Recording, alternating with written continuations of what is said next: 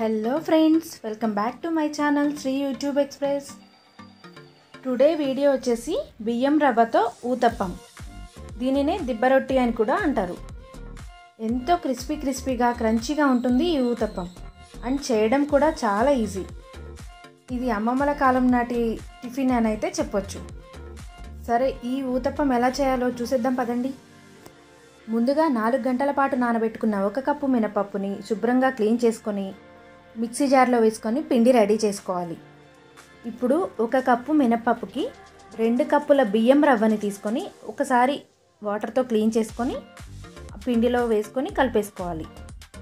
ఈ బియ్యం రవ్వ మరీ సన్నగా ఉండకూడదు, మరీ లావుగా ఉండకూడదు, మీడియం సైజులో ఉండాలి. ఈ బియ్యం రవ్వని ఎలా తయారు చేసుకోవాలి అనేది నేను మరొక వీడియోలో తెలియజేస్తాను.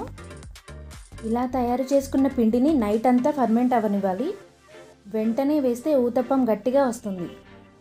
సన్నగా కట్ చేసుకున్న ఉల్లిపాయలు, పచ్చిమిరపకాయ ముక్కలు, సన్నగా కట్ చేసుకున్న కొత్తిమీర, అలాగే కరివేపాకు, అల్లం తురుము. ఇది స్కిప్ చేయొద్దండి, చాలా టేస్టీగా ఉంటుంది, ఫ్లేవర్ బాగుంటుంది అల్లం తురుము వేయడం వల్ల. ఇవన్నీ పిండిలోకి వేసుకొని కొద్దిగా సాల్ట్ వేసుకొని కలర్ కోసం పసుపు యాడ్ చేశాను నేను. జీలకర్ర కూడా వేయవచ్చండి, మా పాప తినదు జీలకర్ర, అందుకని నేను వేయలేదు. ఇవన్నీ బాగా కలుపుకొని స్టవ్ మీద పెనం పెట్టుకొని కొద్దిగా ఆయిల్ అప్లై చేసి ఊతప్పం కొంచెం మందంగా వేసుకోవాలి. దోశలాగా పల్చగా వేయకూడదు. ఆ ఊతప్పం పైన ఆయిల్ అప్లై చేసి పైన మూత పెట్టాలి. స్టవ్ని మీడియం ఫ్లేమ్లో ఉంచి 2 మినిట్స్ తర్వాత ఊతప్పంని ఇంకొక వైపుకి టర్న్ చేసుకోవాలి. చూసారు కదా ఎంత ఎర్రగా క్రిస్పీగా కనిపిస్తుందో ఊతప్పం. దీనికి పర్ఫెక్ట్ కాంబినేషన్ అంటే పల్లి చట్నీని. ఇది ఫ్రెండ్స్ ఈరోజు వీడియో. నచ్చిందా?